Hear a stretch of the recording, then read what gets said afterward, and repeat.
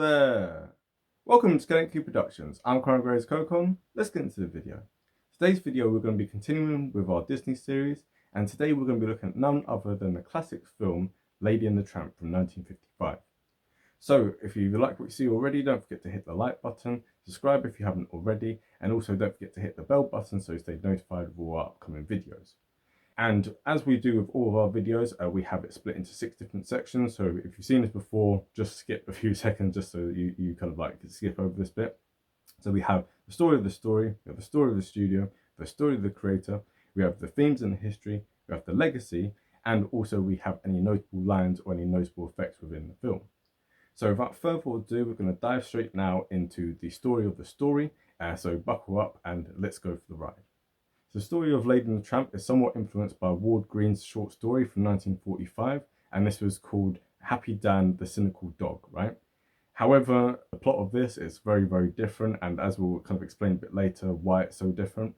But without further ado, now we're going to dive straight into the actual plot of Lady and the Tramp. So spoiler alert, if you haven't seen the film already, that's your business. It came out in 1955, go watch it and then come back to me, right? But this is the plot of the film. So it starts on Christmas Eve 1909 in a Midwestern town which is based off of Walt Disney's hometown. And so you have Jim Deere, who gives his wife Darlene a puppy, and they call this puppy Lady. So they live in a very fancy neighborhood, and the next door neighbor friends of a lady are Jock. Yes, they use Jock as the name for a Scotsman, right? So a little bit racist, but anyway, we'll part that for now. And then they also have a Trusty, who's an old sniffer dog, right? So meanwhile, while they're showing like this kind of very fancy neighborhood, it then cuts to Tramp, who lives on the other side of town in a, not a very nice part of town. And he's a stray dog who lives off of scraps, and he goes between houses for food and also goes on little adventures and like helps his friends to escape the dog catcher. So one day, Lady notices that Jim Deere and Darlene have started becoming much colder with her for some reason. And she's really confused until she goes and asks her friends what all this is about, and they say that what it is that they're expecting a baby. And Lady's like, well, what's a baby? At which point Tramp, who overhears, he comes in and he interrupts, and basically what he says is that babies are nothing but a bundle of trouble, and as they say, when a baby moves in, a dog moves out. So many months later, the baby finally arrives, and this is where Lady finally ends up meeting the baby and instantly falls in love with it and becomes very protective over it. However, Jim Deere and Darlene have to go away for a while, and this is where they have Aunt Sarah, who comes and house sits. Now, Aunt Sarah, she really hates dogs and like is not very nice to them at all, but she also brings 2 cats here, 2 Siamese cats, and one of them's called Si and the other one's called Am. And these 2 cats end up singing a really creepy song, and in the process of them singing the song, they end up completely wrecking the house, and of course, Lady ends up getting the blame for this. So Aunt Sarah takes her down to the pet store and ends up getting a muzzle for her. But obviously Lady's not too happy with this and she ends up breaking free. But as she breaks free, she's running through traffic, she ends up eventually getting chased by some dogs, and this is where Tramp comes in and saves the day. So they now go off, like they kind of walk around the streets and stuff, and they come across Tony's restaurant, right? So, it's a nice kind of like Italian American restaurant, and this is where you have the classic spaghetti and meatball scene, right? And where they sing Bella Notte, right? So this is really romantic, and they end up falling in love with each other. Then the next day, as Tramp has said, basically the whole world are oyster, we can kind of go about anywhere, right? Lady says, no, I want to go back to the baby because the baby still needs looking after. So Tramp decides to take her back, but on the way to taking her back, he gets a bit distracted and starts chasing after some chickens. At which point, in all the commotion of this, Lady ends up getting caught by the dog catcher. So she gets taken to the dog pound, and the other dogs at the dog pound end up telling about all the exploits that the Tramp ends up getting up to, including his love of the dames, as they say, right? So all the different like female dogs that he's been with. And so this is where the dog Peg, who we'll talk about a bit later, this is where she starts singing a song, which is He's a Tramp here, talking about the tramp. So anyway, Aunt Sarah ends up rescuing a lady from the dog pound, but she ties her up, and Tramp, when he comes over to try and apologize, she's really, really annoyed, because obviously she ended up getting taken in the dog pound because of Tramp, but also she's annoyed because of all the different females that he's been with, right? So she thinks he's a bit of a player. So he ends up walking off and stuff after she tells him off. But as he does this, this is where they end up seeing a rat. So the rat climbs into the house. Obviously, Lady is tied up, so she can't come out and help. But Tramp, obviously, who's not on a leash, he goes into the house, fights the rat, and then eventually ends up killing the rat. However, in all the commotion of this, Aunt Sarah comes in, thinks that the dog's trying to eat the baby, when actually, obviously, of course, it was the rat that's trying to eat the baby. So she goes and calls the dog catcher, and the dog catcher comes in his wagon to go and take Tramp away. So just then, this is when Jim, Dear, and Darling come into the house, and this is where Lady runs in and shows them this is where the dead rat was, right? So they realise that, you know, Tramp was actually a good guy. He wasn't trying to eat the baby. He's not some kind of dingo. He was actually trying to save them from getting eaten by the rat. So as this happened, Jock and Trusty end up running after the dog catcher's wagon. They end up holding it up, and you know the thing ends up flipping over and stuff, etc. And as all this is happening, Jim Dear takes Lady in a cab, and they arrive just in time for the two of them to be reunited. Yeah, so Lady and Tramp are finally reunited. However, it's come at the cost of Trusty, and it looks, for all intents and purposes, that he's dead. So in the next scene, it fast forwards a few months, and it's now Christmas, right? So the baby's there, is all kind of grown up now. You have a Tramp, who's now part of the family, and also he has a family of his own. So Lady and the Tramp, you know, they have three female puppies, and they have one male puppy, right? And of course, anyone who knows about dog breeding knows that this would not happen. Like, you wouldn't have, like, the female ones looking at the mum and the male one looking at the dad, whatever. But anyway, it's meant to symbolize like who is male and who's female and stuff, whatever. So they're all there in this nice happy family at Christmas time, and who comes through the door but Jock and Trusty. Yeah, so Trusty actually ended up surviving, and this is where Trusty, so throughout the film, he's all telling people the stories about like his grandpa and stuff, but obviously they keep interrupting because they've all heard the stories before. But as he's going to tell the new puppies, he realizes that actually it's been so long, he's actually forgotten what it is that his grandpa used to say. So this is how the film ends, and everything all ends happily ever after. And so that's the story of the story. However, now we've done the story of the story, now we need to go into the creative process that went into the creation of the story. So now we're looking at the story of the creator.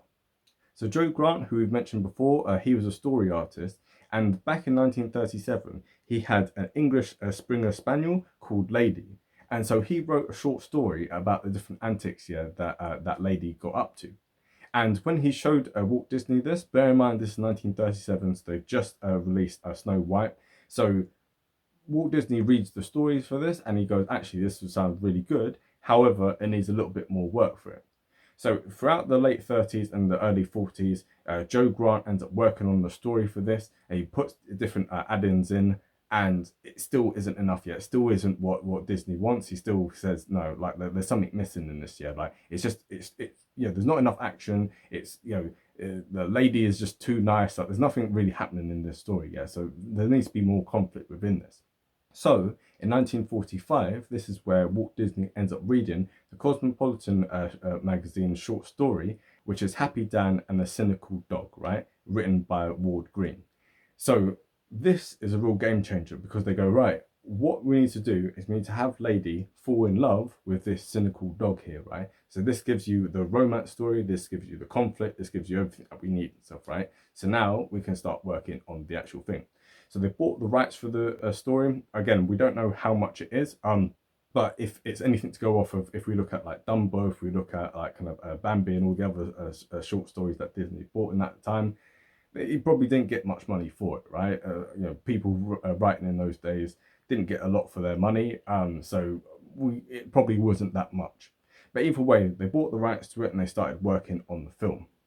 So some of the original names that they had for the Tramp in the beginning were Homer, you had Rags, you had Bozo, and eventually they settled on the name Tramp. In 1940, they end up adding in the Siamese cats, right? This obviously gives a bit more tension, a bit more kind of conflict and stuff. Also as well, you had originally just one neighborhood friend, but this over time ended up being morphed into two. So this is where you end up getting Jock and Trusty. Also as well, in some of the original scripts, it was a thing where Aunt Sarah was a lot harsher of a character. So whereas in the actual like film, she's just someone who just doesn't really like dogs and stuff, but overall is still a good person. In some of the earlier scripts, she was actually a horrible person, right? And really mistreated the dogs. And then also something to note is that Jim Deere and Darlin were originally going to be called Jim Brown and Elizabeth.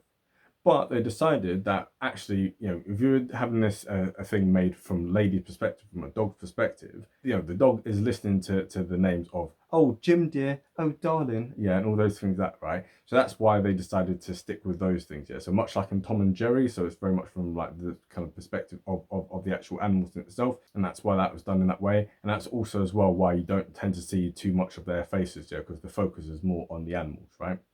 And then also as well, yeah, we have to add in the fact that the rat was originally going to be kind of a funny character. So if you think about Cinderella with the mice and stuff, it's quite a funny character. Well, rats are not the same as mice, but whatever. But it's a thing where obviously how it ended up being in the final cut is that the rat is a very menacing and scary character because obviously it's trying to eat the baby. And also as well, they had this really weird like love triangle, yeah. So the Russian wolfhound, yeah, which you see in the dog pound, that was actually going to be the basis of there being a love triangle, right? So there's going to be a love triangle between Lady, the Tramp, and Boris, right? So, I'm glad that they kind of cut that because it just was unnecessary. Like, it would have fluffed the film far too much and just unnecessary to the story. Really, it didn't need to really happen. And then also as well in the opening sequence, yeah, where you have Lady being unwrapped from a hat box, that was actually inspired by Walt Disney himself because he ended up having a dinner date with his wife that he ended up having to miss, and so to make up for it, he brought a puppy and he had it in a hat box, right? So that same thing was influenced by Walt Disney himself. So now we've covered the story of the creator, now it's time for us to dive into the story of the studio, right? So Joe Grant, he ended up leaving the Disney Studios in 1949, but Disney insisted that he write a short novella for Lady and the Tramp in order to kind of like promote the thing, right?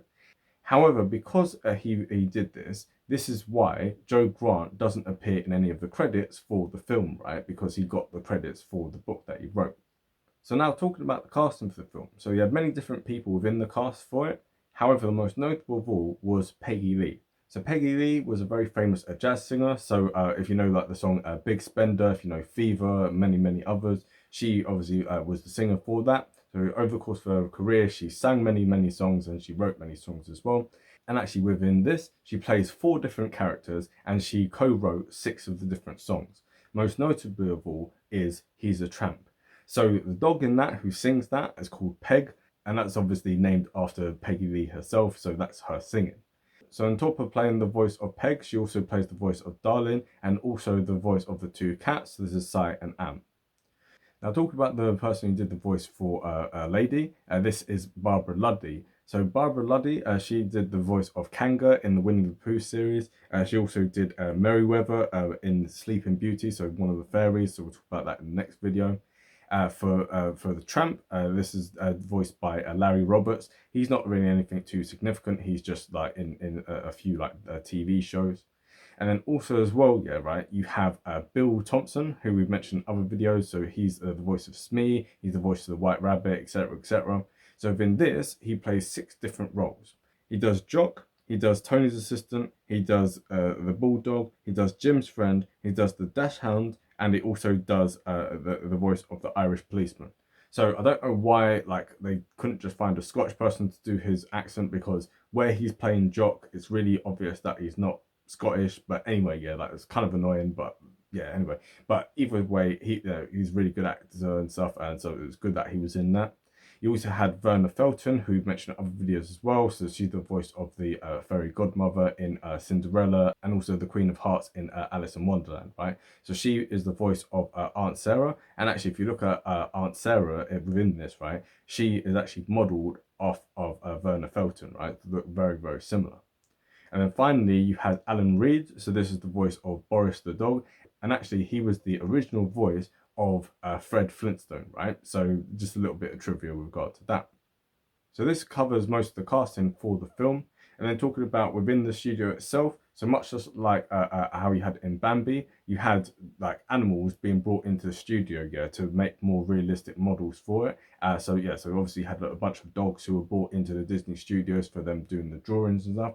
And also I found this really, really shocking. So the spaghetti and meatball scene, which is like really iconic. You think of Lady and Tramp, you know, you think of that scene. Disney himself almost cut that from the actual thing. And the reason for that is because he thought that it was going to be too silly and he thought it would not be romantic enough, right? However, Frank Thomas, who's an animator who we've mentioned in previous videos, he intervened and he overrid Disney and he said, right, we need to animate this. So we got it animated. And also as well, they added in it's like half seconds or something to basically slow down the actual animation. So if you actually look at the clip itself, how like the characters are moving on screen is at a much slower frame rate than it would be for like the whole rest of the film and stuff. And this is kind of adds on to the romance. So after actually doing the scene and showing it to Disney, Disney was won over and he said, well done, Frank, and stuff. Yeah, right, we're going to keep this in. So it's funny that one of the most iconic bits of the whole film almost got cut, yeah, because Walt Disney kind of interfered with it. Also as well, we should say that Lady and the Tramp was the very first animated feature-length film which was done by CinemaScope. So CinemaScope, this was basically specializing in widescreen like framing and stuff. And this was something which in particular in like the 50s and 60s was very, very popular. However, the problem with this when it's done for animation is that while it does make it a lot more realistic looking, it makes close-ups a lot more difficult to do, and it also makes the action scenes a lot more difficult to animate, right? Because obviously everything's all stretched out. So it was a good innovation, but at the same time, it also brought many challenges to it that they hadn't had to face before. And then finally, with regard to the story of the studio, I should say that, like we said in the previous video with Peter Pan, Peter Pan was the last feature-length film which Disney used RKO Pictures for. Now, starting with Lady and the Tramp and moving forward, everything was done and owned by Walt Disney itself. So you had a Buena Vista distribution, which would later become the Walt Disney Studio Motion Pictures, right? So this trend began with Lady and the Tramp, and ever since then, Walt Disney has owned every single part of the making of their films. So now we've kind of covered the story of the studio. Now we're going to talk about the themes and history. And themes and history, there aren't any, right? I suppose in terms of the history, you could kind of say it's a kind of quaint 1950s film, very stereotypical, very kind of suburban. There's a kind of class divide, I suppose, but it's not a thing of criticizing class. It's more kind of just saying, oh, it's more just like kind of like uptown girl meets that downtown boy kind of vibe, right? It's not, you know, it's kind of a love interest stuff, but it's not really that interesting. There's not much conflict that kind of comes from that. It's just an interesting thing. It's a bit, you know. So you have that, and then also, I guess one of the themes, I suppose, is, well, first of all, you have to like dogs, yeah, like to really love this film. Do you like dogs? Dogs. What? Yeah, dogs. Dogs. You like dogs? Oh, dogs. I think if you don't love dogs, it's a good film, but it's not like that great. But it's, yeah, if you love dogs, this is really, really good. And also, you know, the film itself is dedicated to dogs all around the world and stuff, right? So it's kind of it's a film made for dogs and dog lovers, right? Although obviously just for dog lovers, because dogs can't appreciate the film, whatever. But I suppose the only kind of theme that is kind of recurring within it is that it's a thing of dogs are man's best friend, and yet man always thinks that dogs are stupid. They don't really know what's going on. They ignore the dogs. You know, they mistreat the dogs, etc., etc. When all the dog wants to do is be loyal and stuff. And I suppose that's why Joe Grant made it, yeah, because obviously, like, you know, he wrote it at a time when his newborn baby was coming through, and he kind of realized that his dog, which he'd always kind of focused on before, now was kind of being like pushed to the side and stuff, right? So I suppose that's kind of the only theme. It's like, be nice to your dog or whatever. So yeah. So anyway, that's kind of that. And then talking about the legacy of the film, the critics criticized the film when it first came out, yeah, because they said that it was too gooey. They said that the animation was poor, and also it just wasn't one of Disney's best, yeah, right? And I have to agree with that. It's not a bad film, but it's definitely not one of the best.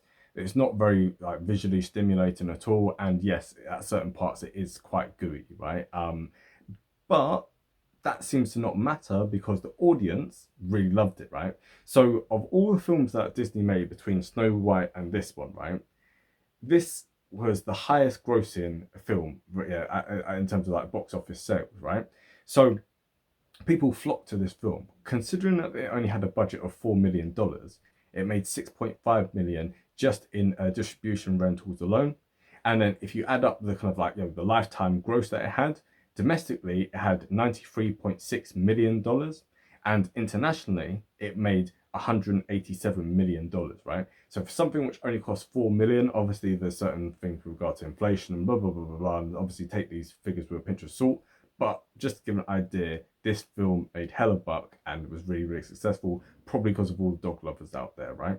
So, in spite of me thinking it's a kind of mediocre film, oftentimes the audience don't think the same way, and then vice versa with some films which I think are really great and people didn't really take to. But anyway, that's to kind of talk about the legacy of the film, right? And now we'll talk about any kind of notable lines and notable effects. First of all, talk about the notable effects. There's not really any in particular. I suppose the Bella Notte scene, that has probably got the best animation within that. It's quite beautiful at times, but the rest of the film is quite plain. The animation is quite plain. There's nothing particularly like really going on and stuff. Then talking about obviously like the different like lines within it, you have this one. Darling, are you sure you want watermelon? Mm-hmm. Oh, all right, darling. And you have this one. Yes, and sir, it's a boy. A boy. It's a boy. It's a doctor. Doctor, it's a boy. Yes, I know. And you have this one. Let's see. There's been Lulu. Yeah, and Trixie. And Fifi. And my sister, Rosita Chiquita Juanita Chihuahua. What a dog. And then finally you have this one. As old Reliable used to say, doggone. I clean forgot what it was he used to say. And so you can see that, yeah, they've got some good dialogue in this. You have some funny bits in it, yeah, like, but there's nothing there's nothing like too profound, basically, yeah, right. It's a nice film to watch with the family. It doesn't require too much thinking. It's definitely not one of Disney's best in my eyes, but still a good film, and it's still definitely worth a watch. So, whether you're a dog lover or not, I think it's definitely worth giving it a check out, right? So, with that being said, don't forget obviously hit the like button, subscribe if you haven't already, and also stay tuned for our next video, which is going to be on Sleeping Beauty from 1959. So that video will come out either next week or in 2 weeks time, because I'm kind of spacing out these videos a little bit more now, just because I've got other things going on in my life and I'm quite busy. But with all that being said, have a great day and bye.